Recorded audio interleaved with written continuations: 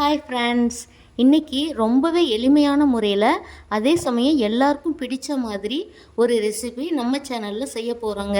அது இப்போ எப்படி செய்கிறதுன்னு பார்க்கலாம் வாங்க. இது ரேஷனில் வாங்கின கோதுமை. உங்கள் வீட்லேயே ரேஷனில் வாங்கின கோதுமை இருந்தால் இந்த மாதிரி நீங்களும் ஒரு முறை ட்ரை பண்ணி பாருங்கள். இதுக்கு நான் 1 கப் அளவுக்கு கோதுமை எடுத்திருக்கேங்க. இது ஒரு 300 கிராம் அளவுக்கு இருக்கும். இப்போ இது 2-3 முறை தண்ணி ஊற்றி நல்லா வாஷ் பண்ணிவிட்டு 8 மணி நேரம் ஊற வச்சு எடுத்துக்கணுங்க. இது நான் ஏற்கனவே இந்த கோதுமையை கழுவி காய வச்சு தாங்க எடுத்து வச்சுருக்கேன். இப்போ ஒரு 2 முறை இதை நல்லா கழுவி எடுத்துக்கலாம். கழுவி எடுத்துட்டு இது மூழ்கிற அளவுக்கு தண்ணி ஊற்றி நம்ம ஊற வைக்கணும். இப்போ 2 முறை கழுவி எடுத்தாச்சுங்க. இதை மூழ்கிற அளவுக்கு தண்ணி ஊற்றிக்கலாம். இது ஒரு 8 மணி நேரம் ஊறணும். ஊறினோட்டி நம்ம பார்க்கலாம். மூடி வச்சிடலாம். கோதுமை ஊற வச்சு 8 மணி நேரம் ஆகுதுங்க. இப்போ பார்க்கலாம். பாருங்கள், நல்லா ஊறி வந்திருக்கு. இப்போ நம்ம இதை அரைச்சி எடுத்துக்கலாம். இந்த கப்பில் 1 கப் கோதுமை எடுத்தோம். இதே கப்பில் 1 கப் தண்ணி நம்ம இதுக்கு மொத்தமாக சேர்த்து அரைக்க போகிறோம். இப்போ இதுக்கு கொஞ்சமாக நான் தண்ணி சேர்த்து ஃபஸ்ட்டு ஒரு டைம் அரைச்சிக்கலாம். அரைச்சிக்கிட்டு அப்புறமா மீதி தண்ணி ஊற்றிக்கலாம். இப்போ அரைச்சி எடுத்துக்கலாம். இப்போ அரைச்சி எடுத்தாச்சுங்க. இந்த அளவுக்கு கொரகொரப்பாக அரைச்சிருக்கு. இப்போது இந்த மீதி தண்ணி இதில் சேர்த்து இன்னும் கொஞ்சம் நல்லா நைஸாக அரைச்சி எடுத்துக்கலாம்.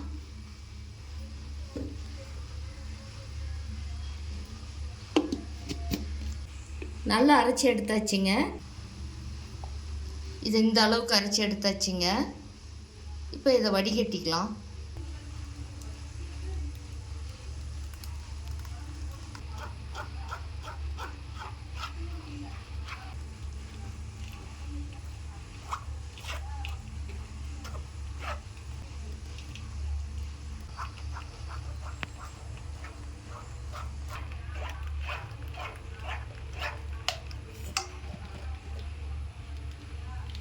நான் ஒரே டைமாக போட்டு அரைச்சிட்டேங்க. நீங்கள் 2 டைமாக கூட போட்டு அரைச்சிக்கலாம்.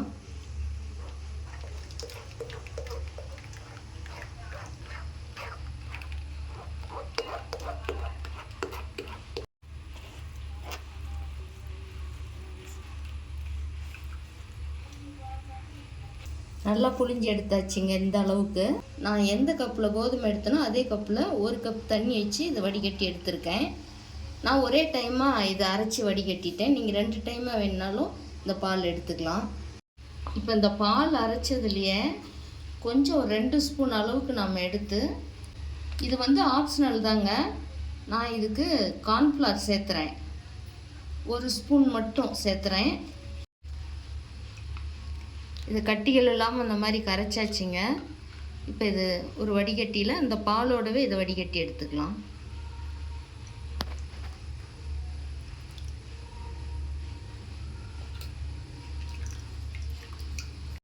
இப்போ கார்ன்ஃப்ளவர் இதோட கலந்து நல்லா கரைச்சிக்கலாங்க ஒரு டைமு. இப்போ இதை ஒரு அடிகனமான பாத்திரத்தில் சேர்த்துக்கலாம்.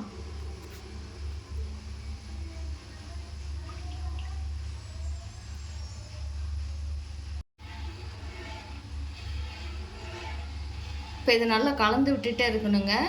நம்ம ஸ்டவ் வந்து சிம்மில் வச்சுக்கணும். நம்ம வச்சு ஒரு 5 நிமிஷம் ஆகுதுங்க. இதுக்கு இந்த கப்பில் நான் 1 கப் கோதுமை எடுத்தேன். அதே கப்பில் 1/2 கப்பு சர்க்கரை சேர்த்துக்கலாம். இது இனிப்பு சுவை கரெக்டாக இருக்கும். சர்க்கரை போட்டு நல்லா கலந்து விட்டுட்டே இருக்கலாம். இது கொஞ்ச நேரத்துலேயே ரெடி ஆகிடுங்க. பாருங்கள், இந்த அளவுக்கு கெட்டியாகிருக்குது. இந்த டைமுக்கு நம்ம வெண்ணெய் அல்லது நெய் எதுனாலும் சேர்த்துக்கலாம். நான் வந்து வெண்ணெய் 1 ஸ்பூன் போடுறேன்.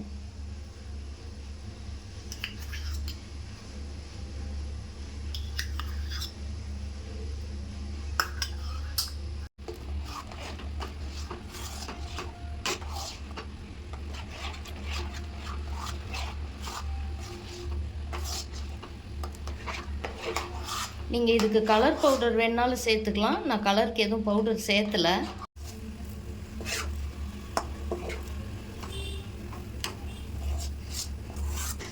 இந்த டைமுக்கு நம்ம இன்னும் கொஞ்சம் வெண்ணெயோ நெய்யோ சேர்த்துக்கலாம்.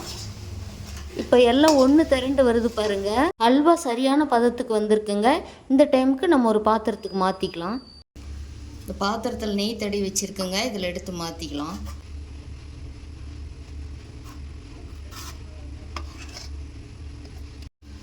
இப்போ இதை ஒரு ஸ்பூன் வச்சு நல்லா சமப்படுத்திக்கலாங்க.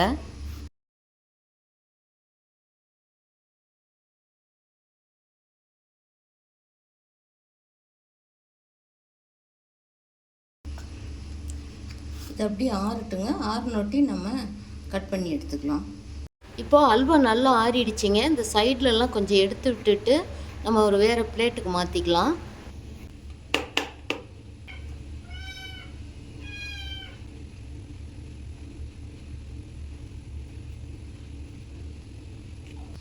எளிமையான முறையில் அதே சமயம் நம்ம வீட்டில் இருக்கிற பொருட்களை வச்சு ரொம்பவே சுவையாக இந்த மாதிரி ரெசிபியை நீங்களும் ட்ரை பண்ணி பாருங்கள். இந்த வீடியோ பிடிச்சிருந்தால் லைக் பண்ணி ஷேர் பண்ணுங்கள், சப்ஸ்கிரைப் பண்ணுங்கள். தேங்க்யூ.